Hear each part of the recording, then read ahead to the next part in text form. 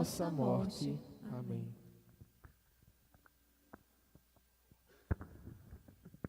Ó Maria concebida sem pecado.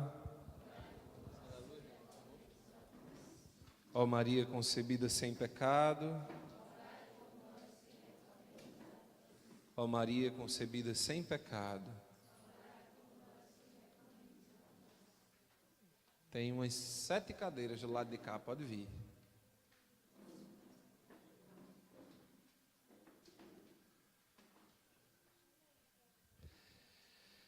Boa noite. Então, que alegria, né? Estamos aqui. Vou tirar esse reverb aqui da minha voz, que senão eu me sinto falando dentro de um poço. É uma alegria para nós estarmos aqui mais uma quarta-feira em que o Senhor nos convida a meditar sobre a nossa consagração à Nossa Senhora. E hoje é um tema muito, muito, muito precioso. Porque o tema de hoje é, segundo a proposta do crescimento na consagração à Nossa Senhora, o tema de hoje é conhecer a Maria. Então, diga para quem está do seu lado a primeira frase da nossa noite. Você não precisa ter medo de amar Maria. Diga para outra pessoa agora, você não precisa ter medo de amar Maria. Diga para outra pessoa, você não precisa ter medo de amar Maria. Amém? Mas, embora nós tenhamos dito isso, né, no embalo da empolgação, porque o outro estava dizendo para a gente, muitas vezes nós somos católicos que o santo São Luís de Montfort chama de católicos escrupulosos. Já viram essa frase, não? Essa palavra? Escrupuloso. Bom, o São Luís, ele se refere, não é, a pessoas escrupulosas como aquelas pessoas que, sendo católicos, e que se dizem, não é, apaixonados por Nossa Senhora, que amam Maria, né? E aí eu falo de mim, falo de você, falo de seminaristas, de padres, e etc, etc, etc. Todos nós podemos ser assim, né? Que dizemos que amamos Maria, mas, de fato, não avançamos no amor e não amamos Maria, porque trazemos conosco um receio, uma espécie de medo. Medo de amar a Maria de tal maneira que isso interfira no nosso amor a Jesus, na nossa adoração a Jesus, na adoração a Deus. Aquilo que, não é, os protestantes vão chamar de adorar a Maria. Os católicos adoram a Maria. E muitos católicos, de fato, não conseguem amar Maria como deveriam, porque têm medo de que o seu amor seja uma espécie de adoração que interfira diretamente no amor que ele tem a Jesus, no sentimento que ele tem a Jesus, no culto que ele presta a Jesus. Então, a primeira coisa que eu queria que a gente entendesse é que nós não podemos ser católicos escrupulosos, que trazemos dentro de nós esse temor, esse medo de amar Maria. Eu vou começar citando para vocês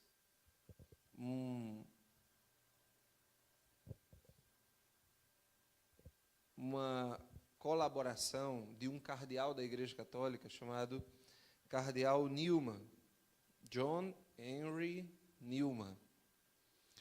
Ele foi um cardeal nascido em 1801.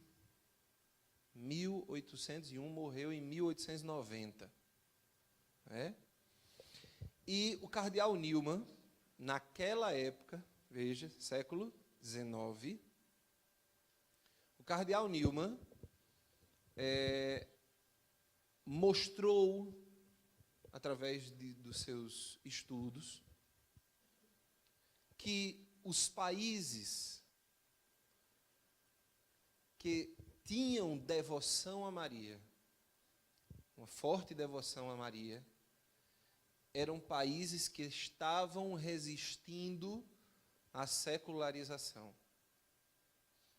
Ou seja, eram países que estavam resistindo a esse processo de vivência da fé. Se você olha para Newman, você percebe que Newman foi um profeta, um cardeal profeta, porque ele estava em 1800 e tarará, onde não se tinha internet, onde não se tinha meios de comunicação de massa, meios televisivos, não se tinha nada disso. A informação era muito mais difícil de chegar. E Newman começou a andar pelos lugares e ele começou a ver isso e começou a profetizar isso.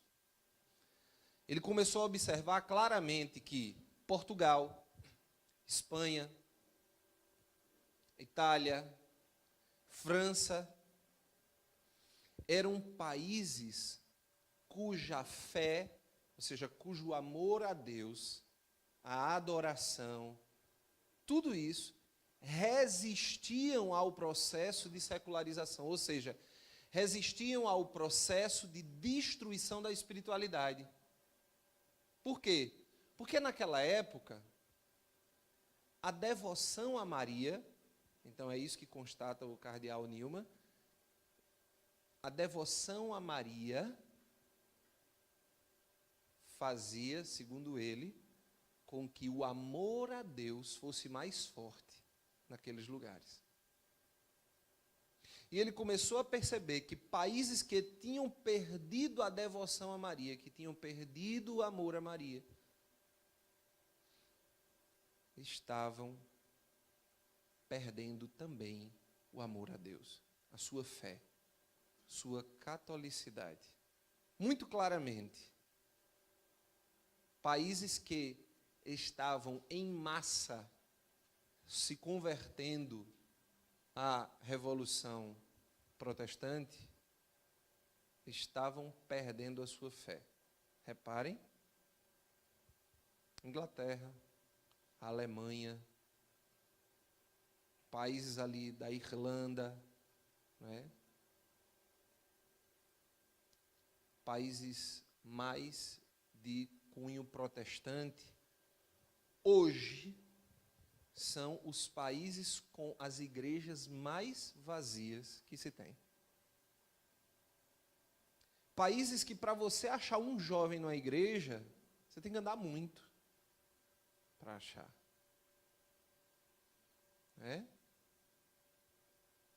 Quem já teve a oportunidade de ir nesses lugares, sempre contam a dificuldade que é hoje para a Europa, de um modo geral. Estou falando atualmente, agora na época de Newman, os países ainda resistiam, mas hoje, a dificuldade que é manter a fé num país como esse, que foi completamente secularizado, a espiritualidade e a fé foram colocadas como coisas banais e como coisas que se destruíram. E o cardeal Newman já previa isso. Veja, está lá nos escritos dele. Ele já previa que países que tinham um amor e uma devoção verdadeira a Maria conseguiam se sustentar diante desse processo de secularização.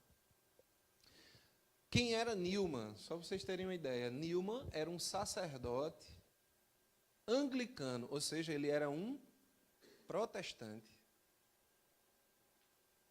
que se converteu ao catolicismo. 2 anos depois de sua conversão, tornou-se padre da Igreja Católica. Depois se tornou um cardeal da Igreja Católica. Newman, um protestante anglicano, não é? Morava na Inglaterra e depois se tornou, recebeu uma grande graça, né? Em 2010, para ser mais exato, 19 de setembro de 2010, o Papa Bento XVI foi à Inglaterra e proclamou o cardeal Newman beato. Bem-aventurado, cardeal Newman. E para vocês terem ideia de como isso é especial, o Papa nunca proclama alguém beato.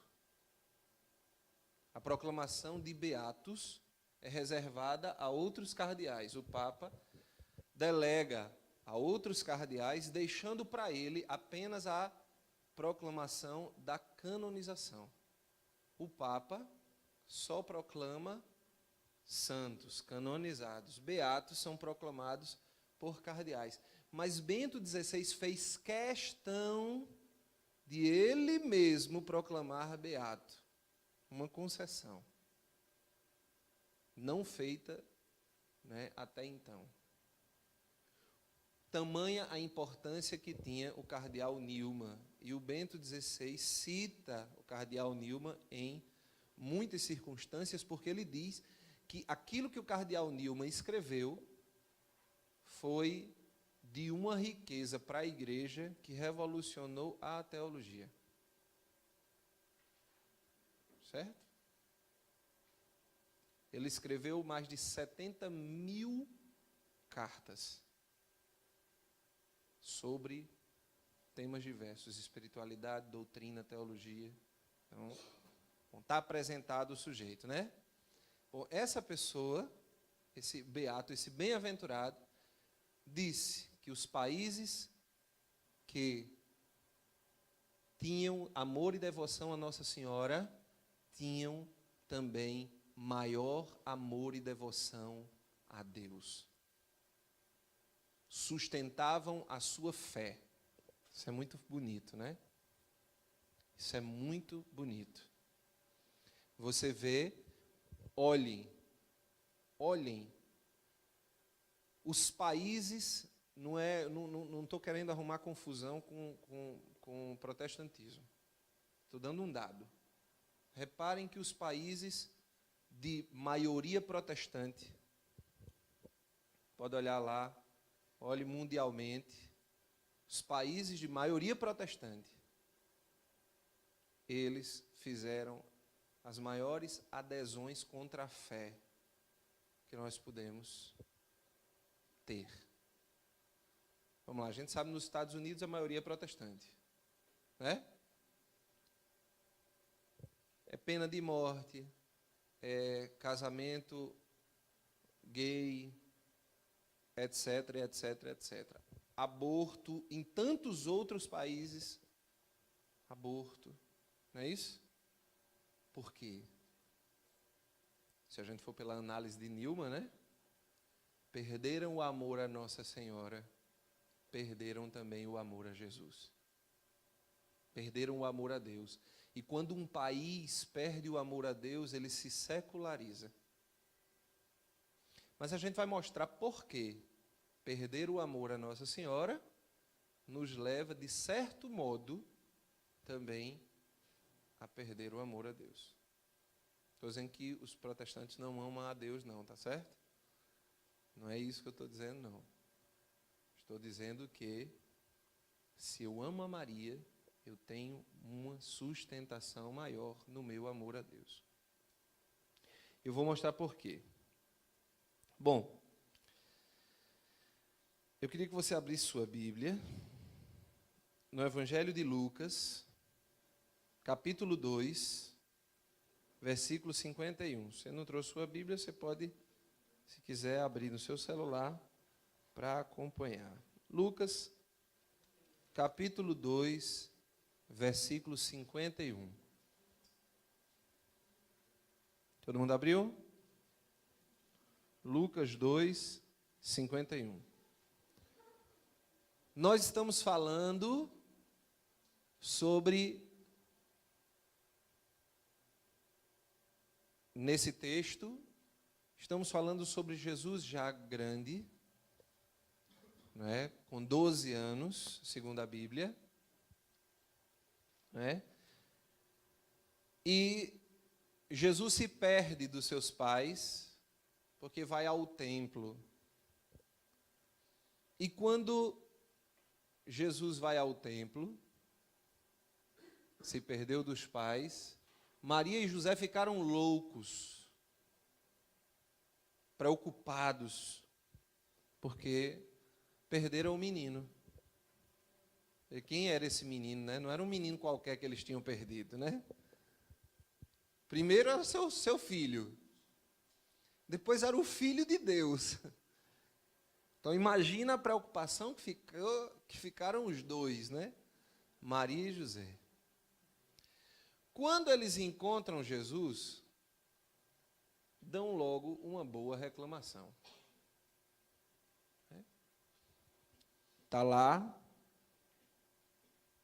versículo 48, diz: Filho, por que agistes assim conosco? Olha, teu pai e eu estávamos angustiados à tua procura.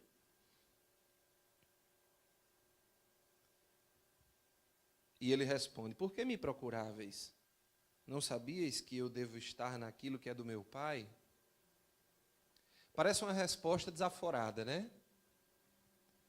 Mas aqui o escritor sagrado quer nos dar um princípio.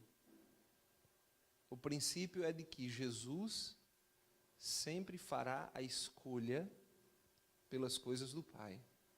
Isso aqui é um princípio teológico. Mas, para vocês verem que a resposta não era desaforada, o versículo 51 chega. Jesus desceu, então, com seus pais para Nazaré, e era obediente a eles. A eles. Jesus era obediente a quem? José e Maria. Jesus era obediente a José e Maria. Então nós podemos dizer que neste momento da vida de Jesus, Maria era senhora. E é por causa deste momento da vida de Jesus, se para ele, ela era senhora, para mim e para você, ela também é senhora. E você pode chamar Maria de minha senhora. E nós podemos chamar Maria de Nossa Senhora, porque em um momento, o Filho de Deus também agia com ela como agisse com uma senhora. Ele lhes era submisso. É mais do que obediente. Ele lhes era submisso. Ele fazia o que eles diziam. E quanto tempo Jesus passou fazendo o que Maria e José diziam? Alguém suspeita? É fácil. 30 anos.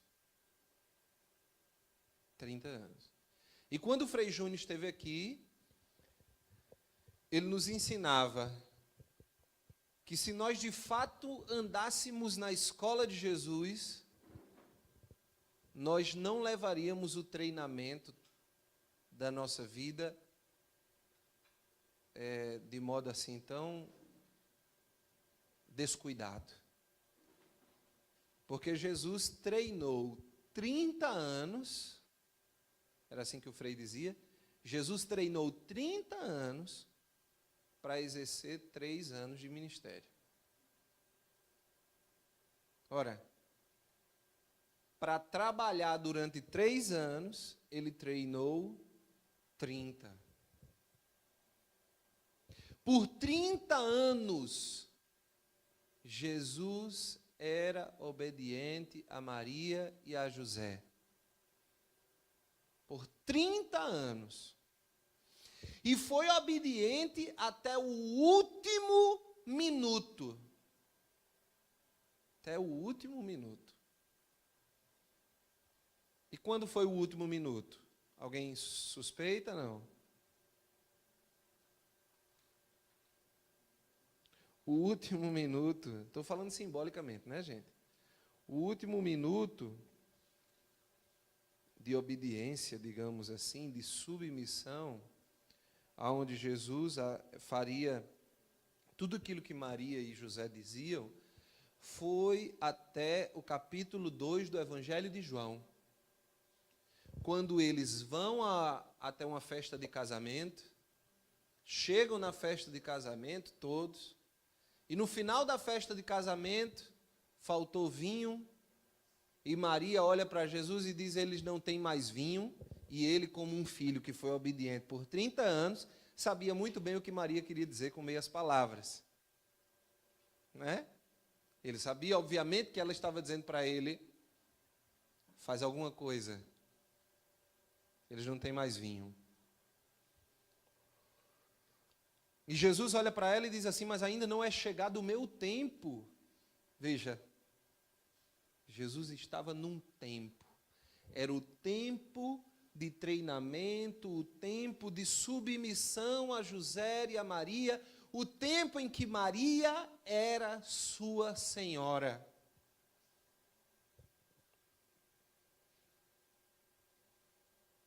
E o que é que ele faz? Continua obediente. O que é que ele faz? Mesmo não sendo chegada a hora dele, ele vai e transforma água em vinho e o casamento volta a ter alegria. Porque ele lhes era submisso. Está lá em Lucas, como nós lemos. Foi isso? Em Lucas 2, 51. Ele lhes era submisso. A partir deste momento, Jesus começa a viver uma nova etapa. A etapa de Filipenses, capítulo 2. E aí eu queria que você, então, abrisse sua Bíblia em Filipenses, capítulo 2. No livro de Filipenses, capítulo 2, carta de São Paulo aos Filipenses, São Paulo vai dizer o seguinte, ele, versículo 6, existindo em forma divina, não se apegou ao ser igual a Deus, despojou-se, assumindo a forma de escravo, tornando-se semelhante ao ser humano, e encontrado em aspecto humano, humilhou-se, fazendo-se obediente, não é? E obediente até a morte. E lá no versículo 11, São Paulo vai dizer, e toda língua confesse, Jesus Cristo é o Senhor. Então quem é o Senhor? Jesus. Jesus é o Senhor. Não existe uma concorrência entre Jesus e Maria. Quem é Senhor? Jesus ou Maria? Não existe essa concorrência. Jesus é o Senhor, sem dúvida nenhuma. Sem dúvida nenhuma. Mas esse Senhor, em determinado momento da sua vida, elege esta mulher como senhora. É muito importante que a gente entenda essa sutileza da palavra, Porque Jesus poderia ter caído, poderia ter entrado no mundo, ele era Deus. O Pai poderia ter colocado Jesus no mundo de paraquedas,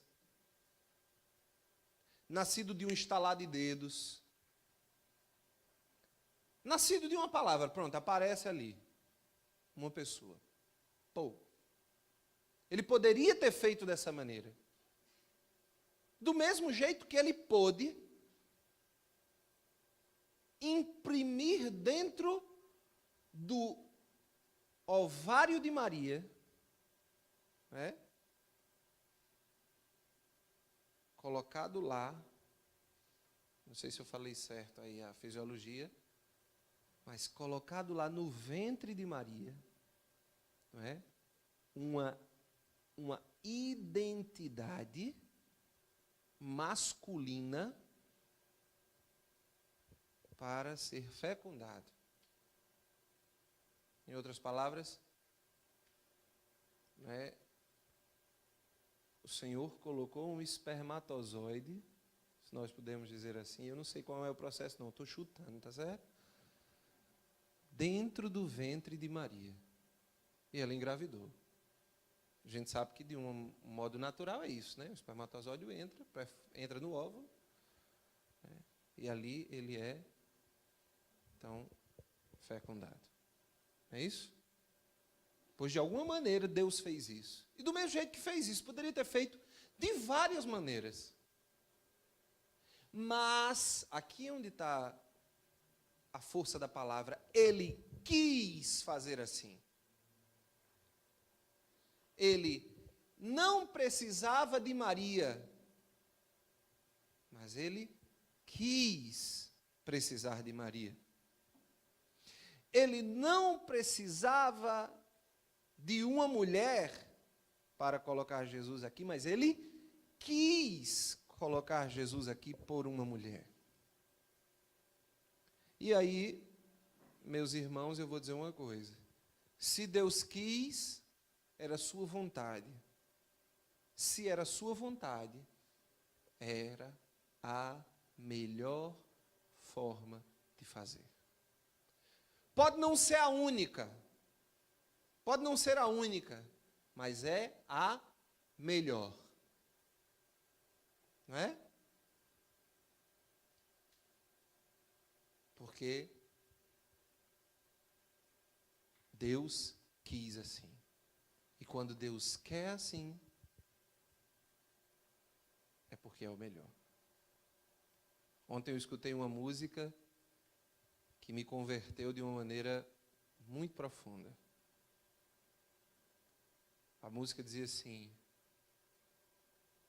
Deus não abre uma porta de onde Ele não está. Deus não abre uma porta de onde Ele não está. É isso. A sua vontade, o seu querer, é exatamente onde Ele está. É no perfeito. Deus quis. Deus quis precisar de Maria. Deus quis esta mulher. Deus quis fecundar o ventre de Maria, o óvulo de Maria. Deus quis estar ali. Deus quis daquela maneira. E Deus quis que o seu filho fosse um bebê recém-nascido. Deus quis que ele fosse amamentado. Deus quis que ele tivesse uma carne humana. E quem deu essa carne humana a Jesus não foi Deus, foi Maria. Porque foi na carne dela que ele foi gerado. Não é isso? Deus quis que fosse dessa maneira. Deus quis que Jesus fosse uma criança. E Deus quis que essa criança tivesse paz. E Deus quis que ele fosse obediente a eles, mesmo sendo Deus. Deus quis assim. Deus quis assim. Estão compreendendo? E Deus não retirou a liberdade nem de Maria, nem de José. Nem de Maria, nem de José. Primeiro, o anjo aparece para Maria, e vocês já viram aqui na pregação de Laís, né? Há algumas semanas atrás, a primeira pregação sobre a consagração, quando ela mostrava quem era Maria. O espanto do anjo, né? Quando o anjo aparece diante de Maria, ele diz: Ave Maria, né? Como a gente diz quando a gente está diante de uma coisa extraordinária, né? Ave Maria, né? O problema é que a gente diz Ave Maria para desgraça e para coisa boa também, né? Mas o anjo só diria para uma coisa boa. Ele diz: Ave, cheia de graça, né? O que o anjo estava dizendo era que em nenhum lugar, em nenhuma natureza, em nenhum ser criado, ele tinha visto tanta graça, tanta graça. Ele se espanta, porque ele não vê nem nos anjos aquilo que ele viu em Maria. É um espanto para ele. Ele faz então uma proposta a Maria. Como é que a gente sabe que o anjo fez uma proposta? Porque no final Maria responde, não é não? Qual é a resposta dela? Eis aqui a serva do Senhor, faça-se em mim segundo a tua palavra. Ela tinha a opção de negar. Se ela não tivesse a opção de negar, era sem sentido essa fala final. Era redundante, né? Um preso cujo carcereiro diz assim: vamos agora, você vai sair dessa cela e vai para a cela número tal. É redundante o preso dizer, né? Tá bom, eu aceito. Ele não tem escolha. É redundante, vai dizer o quê se ele não pode escolher? Dizer isso é tolice, não é? Maria tinha escolha. E ela escolhe ser a serva do Senhor. A serva do Senhor. E porque ela escolhe ser a serva do Senhor, o Senhor a elege como senhora. Que beleza, né? Para que depois sim, depois ele pudesse ser o Senhor. José também teve uma escolha. E é isso que eu quero mostrar para vocês agora. Abra sua Bíblia em Mateus, capítulo 1. Mateus, capítulo 1. Mostra uma coisa muito bonita. Mateus, capítulo 1, a partir do versículo 18. Mateus, capítulo 1, 18. Tá bom? Compartilhe aí a Bíblia com quem está do teu lado para a pessoa acompanhar. Ora, a origem de Jesus foi assim. O evangelista Mateus vai dizer como foi que Jesus existiu, né? Nasceu. Existiu não, nasceu. Maria, sua mãe, estava prometida em casamento a José. E antes de passarem a conviver, ela encontrou-se grávida pela ação do Espírito Santo. José, seu esposo, sendo justo, pensou em despedi-la secretamente. Para aí um pouquinho, olha para cá. Veja como José é um homem extraordinário. Não existe uma palavra, uma fala de José na Bíblia, né? Não existe uma fala de José na Bíblia. Mas veja como José era extraordinário. A primeira coisa que eu quero que vocês entendam é o seguinte: vocês sabem o que é um homem justo? Sabem sim ou não? Pergunta para quem está do teu lado. Você sabe o que é um homem justo?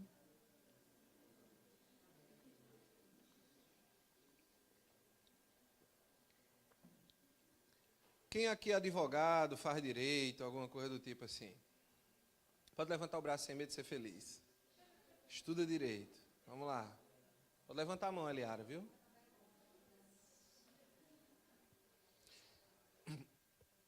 Me corrijam se eu estiver errado. Não vou fazer pergunta a vocês, não, que eu não quero botar vocês em lençóis. Maus lençóis, né?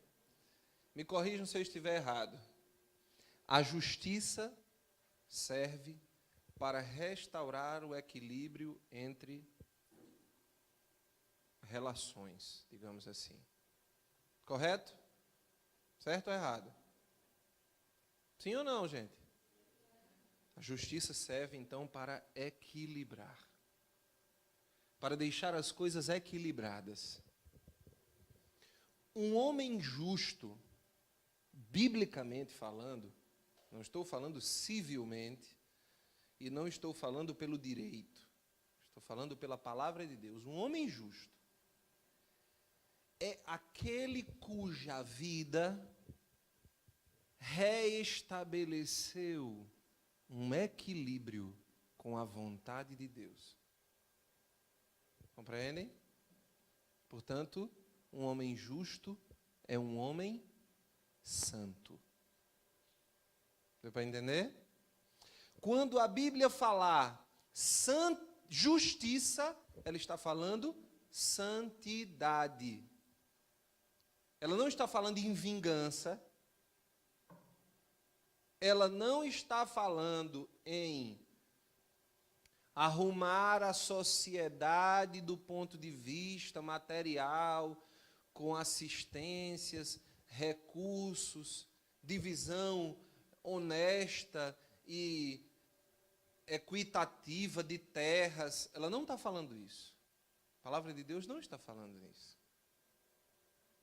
Quando diz que o nosso Deus, né, faz justiça, ela está dizendo que o nosso Deus restaura o equilíbrio com Ele.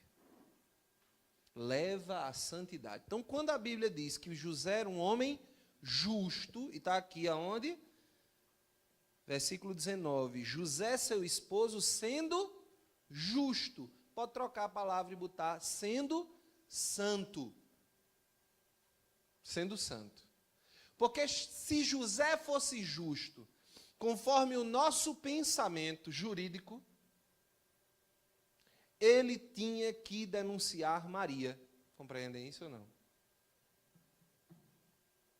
Porque a lei, reparem o que é a lei, o que era a lei judaica, né? Se uma mulher aparecesse grávida, ela tinha que ser exposta, se ela não fosse casada, óbvio. Ela tinha que ser exposta, principalmente ela prometida em casamento. Se ela aparecesse grávida, ela tinha que ser exposta. Ela tinha que ser levada para a porta da casa dos pais dela, e lá na porta da casa dos pais dela, ela seria apedrejada. Essa era a lei judaica. Se José fosse um homem justo, do ponto de vista jurídico, ele tinha cumprido a lei. Ele tinha feito se cumprir a lei. Mas a justiça de José era diferente. A justiça de José era uma justiça de amor. Era uma justiça de santidade. José amava Maria de uma maneira tamanha, que qual é a primeira coisa que ele pensa? Não querendo denunciá-la publicamente, pensou em despedi-la secretamente. Olha, José não queria denunciar Maria. Isso antes dele assumir, que nós vamos ver um pouquinho mais abaixo, antes de ele assumir, certo? Ele decide que ele não queria que Maria morresse. Em outras palavras, era isso. Ele não queria que Maria fosse apedrejada. José não queria que Maria fosse apedrejada. Porque José amava Maria profundamente. E mesmo sem compreender por que ela estava grávida, afinal de contas,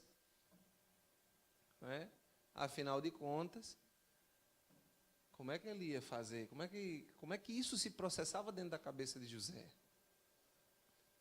Uma mulher aparecer grávida hoje em dia, sem ter relações sexuais, é possível. Por fertilização. Né? Agora, uma mulher aparecer grávida, há 2000 anos atrás. Como era que isso se processava na cabeça de um homem? De uma mulher que ele amava, que estava prometida em casamento a ele. Mas o amor de José e a santidade de José era tão grande que mesmo sem compreender como Maria tinha engravidado, e obviamente que deve ter passado pela cabeça dele, que ela esteve com outro homem. Mesmo assim, a santidade de José, ele era um homem justo, fazia com que ele não queria que Maria fosse apedrejada. Então ele pensa em despedir Maria secretamente. Aí veja, mas no que lhe veio esse pensamento,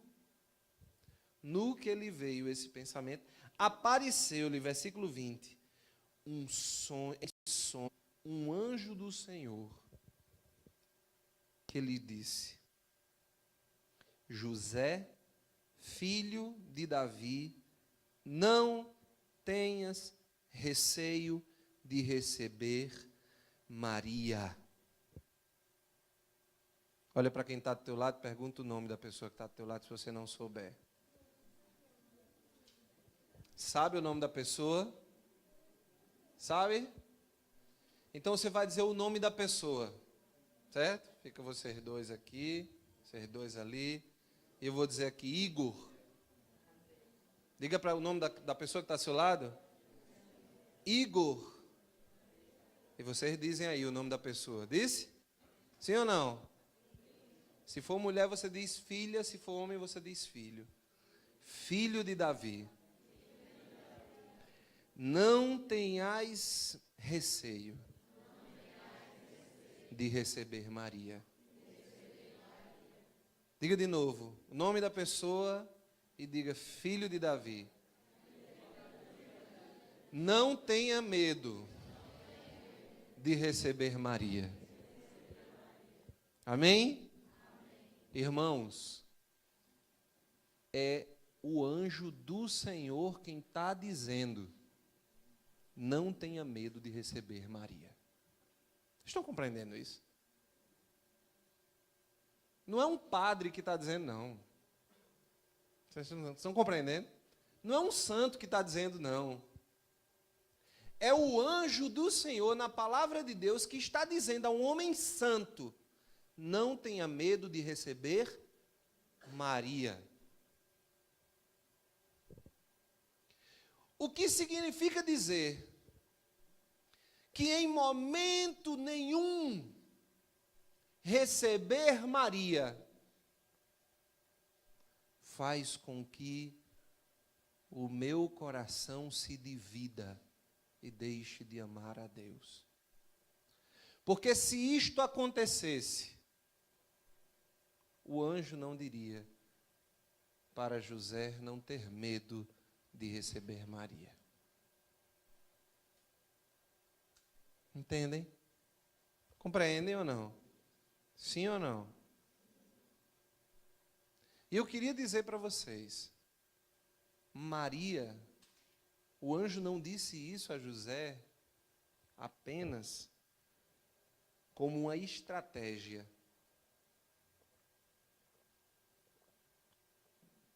Como uma estratégia para que Maria não fosse apedrejada e morta. Porque, óbvio, no dia que ela aparecesse grávida sem pai, ela seria morta. Né? Mesmo que José não a denunciasse. Mesmo que ele não tivesse parte no assunto. Porque se eu disser que o anjo disse isso só para que Maria pudesse sobreviver, e assim Jesus pudesse sobreviver, eu estava dizendo que o plano foi meio ruim, não foi não? Se o anjo tivesse que dizer isso a José, para que Jesus pudesse existir, só para isso, era como se o plano de Deus fosse meio ruinzinho, não é não? Ora, Deus sendo Deus, podia botar Jesus de qualquer jeito na terra, e bota através de uma mulher. Aí a mulher aparece grávida, a pobrezinha já estava prometida a casamento, complicou a vida dela. Aí o rapaz começa a pensar, meu Deus do céu, ela está grávida, me traiu, eu vou me embora. E agora o anjo, vai anjo, resolve lá o problema, que eu criei um problema agora e a gente precisa resolver, precisa fazer José voltar, porque senão Jesus não vai nascer, Maria vai morrer, Jesus não vai nascer. Olha a complicação do projeto divino, não tem condição de você imaginar que Deus, sendo Deus, pensou num projeto tão ruim. Concordam comigo ou não? Então é óbvio que esta palavra não foi apenas para isso. Foi para que eu e você também pudéssemos entender que nós não podemos ter medo de receber Maria. Porque ela não foi uma barriga de aluguel que Deus achou melhor botar o filho dele e escolher uma mulher para ela ser a barriga de aluguel. Vocês estão compreendendo? O útero de Deus. Não foi para isso. Maria não é o útero de Deus. Vocês estão entendendo? Não é. Ela não é a barriga de aluguel que Deus achou para botar o filho dele no mundo. Ela é a Keharitomene, a cheia de graça. A pessoa cuja graça de Deus está sobre o ser humano, cuja graça de Deus habitou em plenitude. Deixa eu dar uma explicação para vocês entenderem que Maria não é a barriga de aluguel de Deus, ela não é o útero de Deus. Estão entendendo ou não? Vou ensinar a vocês uma coisa. Reparem comigo. Eu vou dizer, vocês para com Deus Pai são o quê? Não, há uma só voz, como pessoas inteligentes. Vocês, em relação a Deus Pai, são o quê? Filhos, ótimo. Em relação a Deus Filho, em relação a Jesus, são irmãos. Em relação ao Espírito Santo,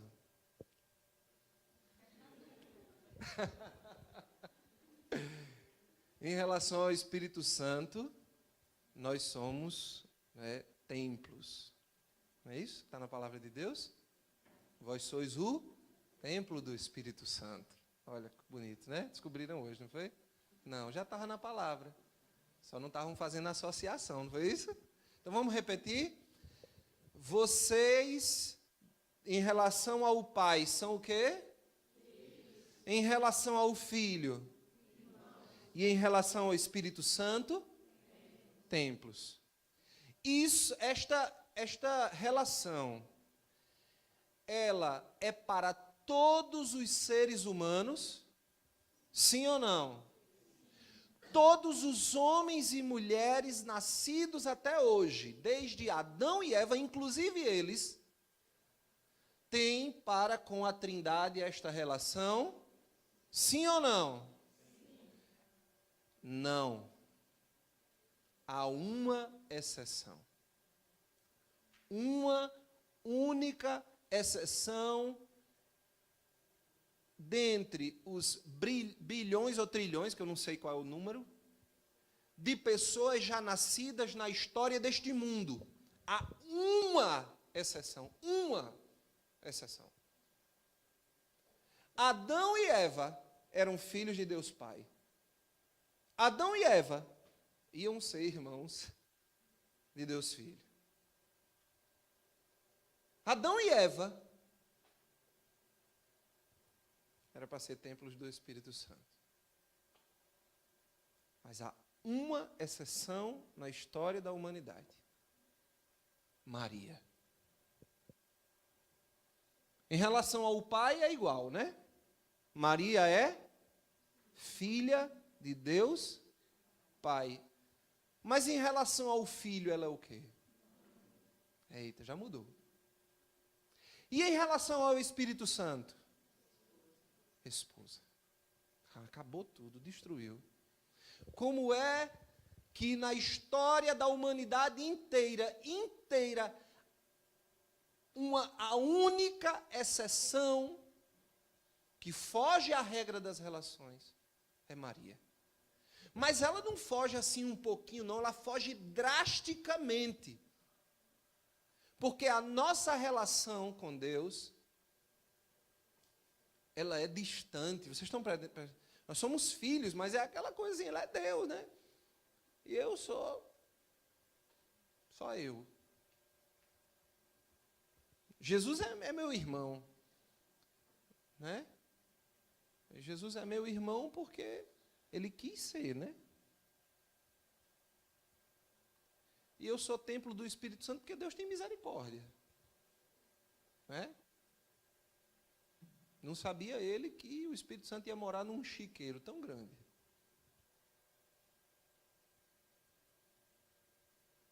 Se nós soubéssemos quem mora dentro de nós, nós faríamos uma limpeza urgente no nosso coração. Mas vamos lá. Maria foge à regra drasticamente. O pai permanece pai. Mas o filho de Deus agora é filho dela. Ela é mãe de Deus. E o Espírito Santo, do qual nós somos templos, Maria é esposa. Estão entendendo? É a esposa. Então, meus amigos, desculpa dizer, mas não tem como dizer que Maria é o útero de Deus. Vocês me desculpem. Não tem como dizer que ela é a barriga de aluguel da Trindade. Porque ela é filha do Pai, mãe do Filho e esposa do Espírito Santo.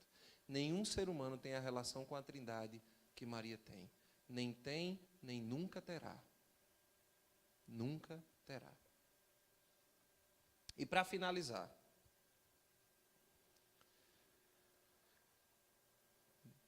se você ainda não entendeu, tá, tudo bem, André, entendi que Maria é importante, mas eu ainda não entendi por que por Maria.